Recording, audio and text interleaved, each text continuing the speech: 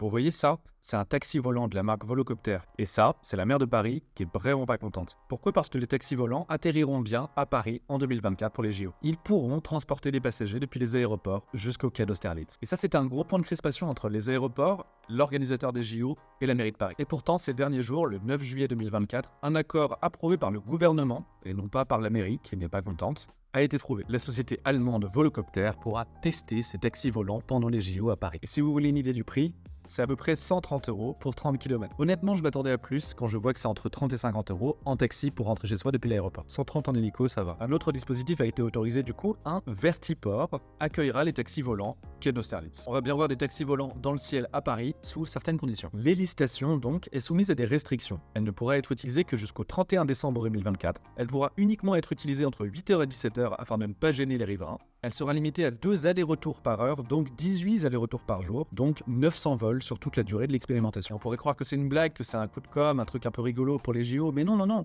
L'entreprise allemande, elle est super sérieuse sur la commercialisation de son produit. Si le test est un succès pendant ces JO, alors ça pourra peut-être continuer ailleurs en France et dans d'autres pays. Je vous dis qu'on vit dans de la science-fiction, les gars. En fait, le but de cette entreprise, c'est d'investir sérieusement le Urban Air Mobility, c'est-à-dire la mobilité aérienne en milieu urbain. Mais c'est pas tout. Il y a quoi dans ces petits hélicos? Est-ce qu'il y en a dans le moteur un peu? Sur son site internet, Volocopter donne les caractéristiques de ces petits hélicoptères. Alors ils disent qu'ils sont jusqu'à 4 fois plus silencieux que des hélicoptères classiques.